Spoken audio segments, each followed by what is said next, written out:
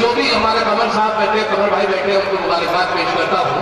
आज की इस खूबसूरत मुशायरे की मुबारकबाद देते हुए अक्सर कन्वीनर के साथ ये परेशानी आती है कि जब भी वो मुशायरा करता है तो अतराफ के शायर कहते साहब हमें भी पढ़वाया जाए, जिससे फहरिस्त तवील हो जाती है और शायरों का नंबर नहीं आया जाता है।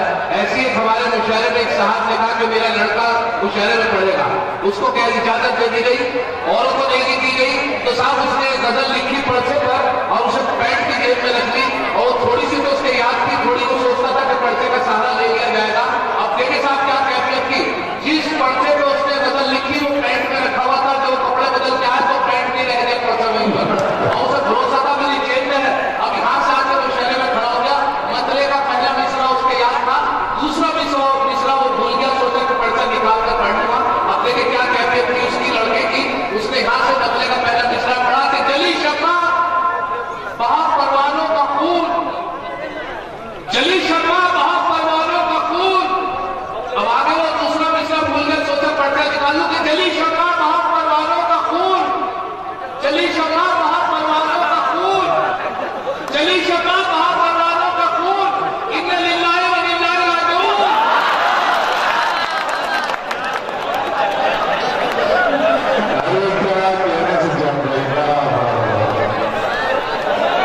माशाल्लाह यहाँ पर आकर ईमान ताजा हो गया है।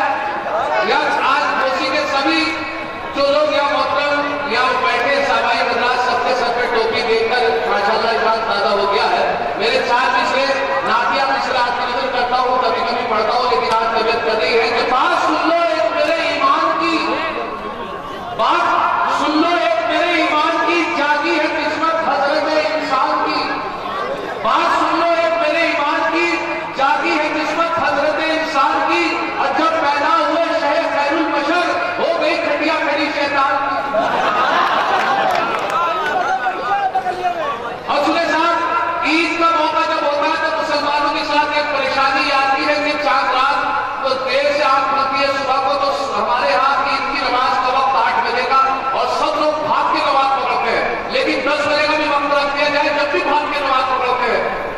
मेरी साथ भी ऐसा ही हुआ, मेरी देर से आंख खुली ईद के दिन, सुबह नमाज की मैं भाग के, चांद रात थी मेरी देर से आंख खुली, तो पहले भी भाग के नमाज पकड़ी, अल्लाह अल्लाह पढ़ते भागा, पहले सोचा लेकिन अल्लाह का शुक्र है सबसे पिछली सब में जरूर नमाज मिली, लेकिन पहली रकअत से नमाज मिली। मैंने अल्लाह का शुक्र अदा किया, जाके एकदम नियत बांधी, लेकिन भरोसा इस बात का था कि मेरे बाद अब कोई नहीं आएगा मुस्तकी, सिर्फ आखिरी मुस्तकी, लेकिन अल्लाह का शुक्र है पहली रकअत से नमाज मिली। मैंने नियत बांधी, एक रकअत निकलने के बाद मुझे एहसास हुआ कि 2 लड़के बड़ी तेज भागे, एक रकअत निकल गई थी और उन्हें आगे एक रकअत निकल गई तो आगे भाप में सांस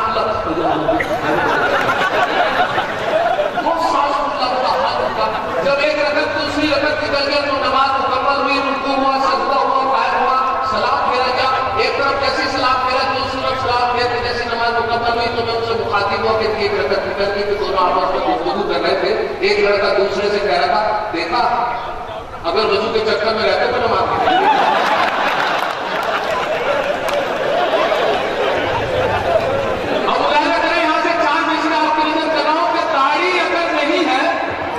दाढ़ी अगर नहीं है मुसलमान तो है वो, दाढ़ी अगर नहीं है मुसलमान तो है वो, तबलीग के जलसों में भी जाता जरूर है, दाढ़ी अगर नहीं है मुसलमान तो है वो, तबलीग के जलसों में भी जाता जरूर है, पढ़ता नहीं नमाज कभी वो तो क्या हुआ, लेकिन जुमे के रोज नहाता जरूर है, लेकिन जुमे के रोज नहाता जरूर है। इज्जत पाव वाली जनाब सदर मोहब्बत नशीब रखते हैं, और उनके साथ साथ हमारे चौधरी साहब जो आज हैं कि बदौलत में आपकी खिदमत में पहली बार आपको मतलब आप हाजिर हुआ हो, ऐसे ऐसी शख्सियत आपके घोषी में उन्होंने बुलाई है, जितने दिन आवाज में तशरीफ रखते थे, जल्दी चले गए हमारे लिए ऐसे होता जो मसरूफियात होती है। और देखिए चार मिसरे आपकी नजर करता हूं उसी हवाले से कि उसको प्रमोशन मिलेगा जिसके बच्चे 3 हैं, उसको प्रमोशन मिलेगा जिसके बच्चे 3 हैं, जाते जाते मंत्री जी ये भरोसा दे गए, उसको प्रमोशन मिलेगा जिसके बच्चे 3 हैं, जाते जाते मंत्री जी ये भरोसा दे गए। मैंने बेगम से ये पूछा अपने तीनों है कहा, मैंने बेगम से ये पूछा अपने तीनों है कहा, बोली बेगम जिनके बच्चे थे वो अपने ले गए। उसको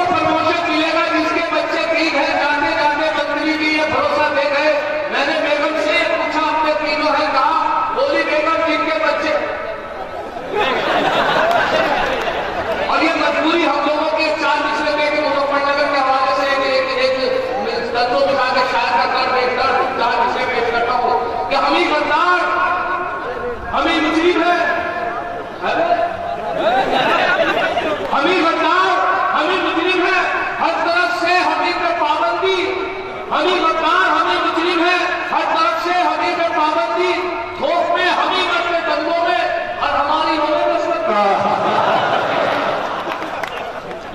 हम ही गद्दार, हम ही मुजरिम है, हर तरफ से हम ही में पाबंदी, थोक में हम ही करते दंगों में।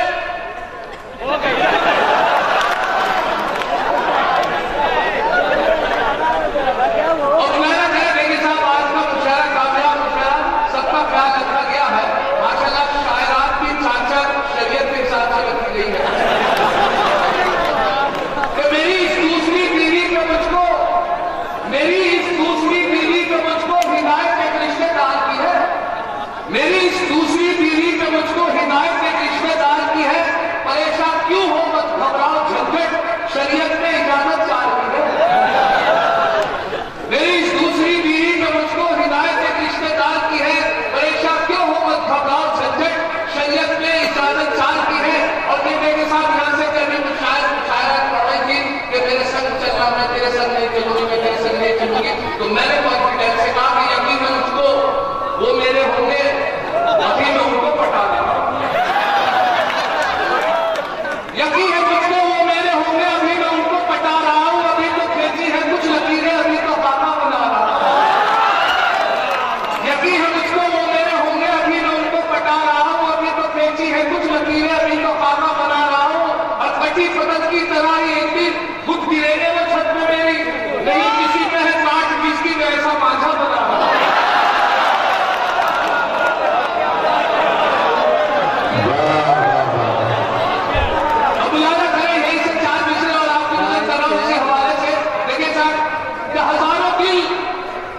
हजारों दिल तेरे वादे पे ऐसे टूट जाते हैं, हजारों दिल तेरे वादे पे ऐसे टूट जाते हैं कि जैसे हाथ से गिरने ही अंडे टूट जाते हैं। और खड़ा रहता है दीवाना तेरे वादे पे यूं अक्सर, खड़ा रहता है दीवाना तेरे वादे पे यूं अक्सर, तमन्नाएं जमा रहती है, घुटने टूट जाते हैं। खड़ा रहता है दीवाना तेरे वादे पे यूं अक्सर, तमन्नाएं जमा रहती है, घुटने टूट जाते हैं। और वो जब भी मुस्कुराकर देखते हैं शोक नजरों से, वो जब भी मुस्कुराकर देखते हैं शोक नजरों से, जवान मर्दों के दिल बूढ़ों के चश्मे टूट जाते हैं। वो जब भी मुस्कुराकर देखते हैं शोक नजरों से, जवान मर्दों के दिल बूढ़ों, अच्छा बूढ़ों को याद आया कि साहब पूछने लगे कि जवानी और बुढ़ापे में क्या फर्क है। मुझसे पूछा कि साहब ये बताइए झंझट साहब कि जवानी और बुढ़ापे में क्या फर्क है। तो मैंने बताया कि जवानों के मोबाइल में हसीनों के नंबर रहते हैं, वो बोले कि बुढ़ापे में, मैंने कहा हकीकों के। और बुलाया मेरे यहाँ से चार दूसरे इसी मौजूद में, इसी खानदान से कि एक साहब, एक लड़का घर में टीवी देख रहा था और वो बार बार चैनल बदल रहा था। एक पोजीशन ऐसी आई, पिछला दरवाजा पड़ने से बहुत भूल के घर में जाता था, उसे इस बात का यकीन नहीं था कि पीछे से कोई आ सकता है, तो बार बार चैनल बदल रहा था। एक पोजीशन ऐसी आई तो फैशन शो का एक चैनल होता है, उसे लगा दिया।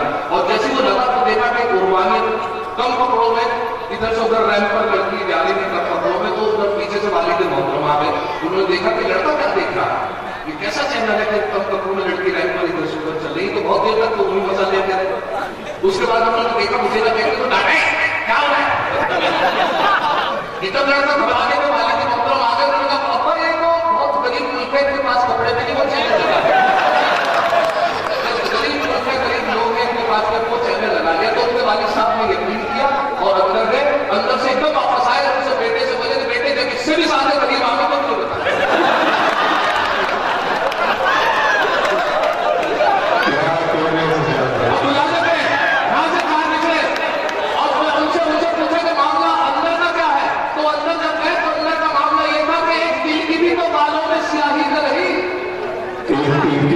बालों में स्याही न रही, एक तिल की भी तो बालों में स्याही न रही, कब तक तुझको मेरी जान बुलाने जाए।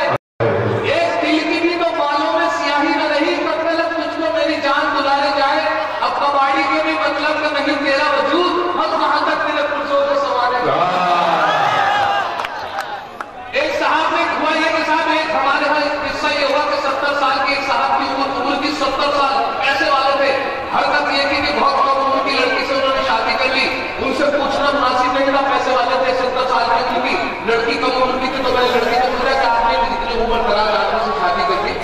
में क्या खास बात देखी? तो लड़की बोली इसमें मैंने 2 खास बात देखी। मैंने पूछा क्या क्या? कर लगे तो एक नहीं गिनता हूं। मैंने दूसरा कर लगे कि गिनता हूं। और मुलाजा करें यही से, क्योंकि काफी लंबी फहरिस्त है।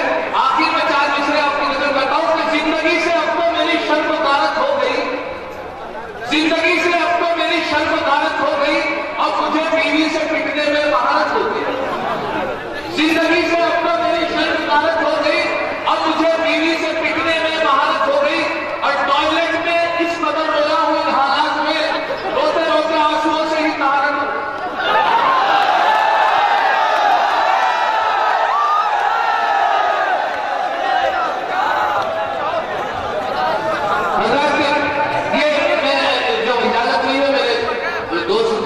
साहब है, उन्होंने भी फरमाइश की है कि मेरे मुशर्रफ का हुक्म है, हुक्म की तामीर करते हुए आइए मैं सीधे सीधे जल्दी जल्दी आपकी खिदमत करता हूँ, क्योंकि मेरे मोहतरम अब्दुल शाकिरी साहब केशव गोपालपुरी साहब तशरीफ रखते हैं, उनके साथ साथ एक शायरा भी है। जल्दी जल्दी आपकी खिदमत इस तरीके से करता हूँ। मेरे साथ 4 मिसरे आपकी नजर कर रहा हूँ कि थान पर हाथ जो फजलों का महफिल बोला। एक साथ जब मैं हाजिर हुआ तो मेरे साथ मजबूरी आई कि एक साहब के पास मैंने नजर के 3 चश्मे देखे, बड़ा ताज्जुब हुआ कि नजर के 3 चश्मे। तो मैंने पूछा कि हजरत जी आपके पास नजर के 3 चश्मे कहाँ बैठे? दूर का देखने के लिए। मैंने कहा बहुत अच्छी है, दूसरा भी तो आपके पास नजर का है, कहाँ? करीब का देखने के लिए। मैंने कहा ये तीसरा भी तो नजर का आपके पास, कि वहां जब ये दोनों खोले तो ढूंढने के लिए। अब मुलाजा करें कि थाम पर हाथ जो धरनों का महफिल बोला, तुझको देखूं तो मनवा में कसक हुई में करी। हाथ पर हाथ जो धरनों का महफिल बोला, तुझको देखूं तो मनवा में कसक हुई में करी। मुंह पे छापड़ जो पड़ा, गूंज उठा कानों में, प्रेम का छुट्टियां पटाखा तो धमक हुई में करी। अब देखिएगा हकले का प्यार।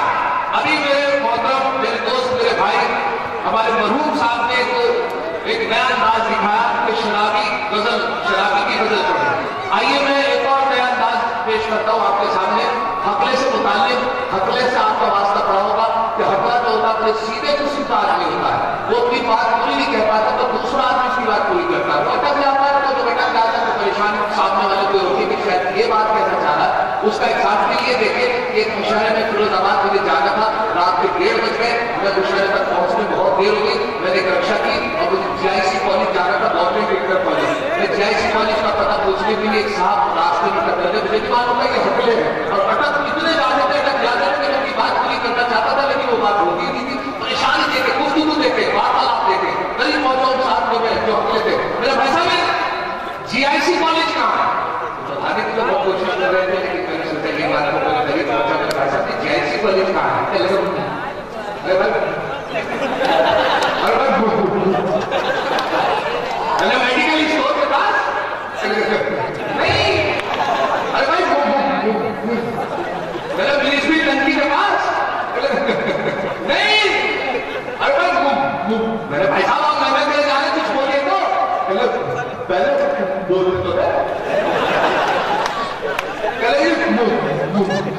मैंने कहा मोहल्ला शक्ति नगर में नहीं, अरे भाई मातृभूमि।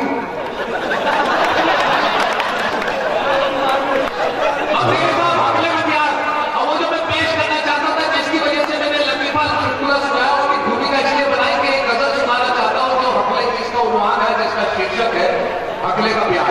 एक मेरे बहुत अच्छे दोस्त वसीम साहब, उन्होंने इश्क किया, हकला से बोलते हैं, इश्क का इजहार एक तरफ से था, दूसरी तरफ से कोई इश्क नहीं था। उनके घर गए और इश्क का कैसे इजहार किया तो उनके साथ जो उनकी हालत हुई उनके घर वालों ने की, मतला यहाँ से ला जाती है पेश करा हूँ जी, तो देखे पेश करा हूँ यहाँ से मतला उन्होंने पढ़ा, मैंने कब दिया वसीम भाई इश्क कैसा चल रहा है?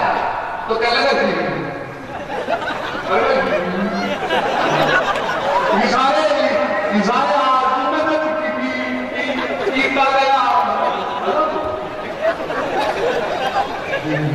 इशारे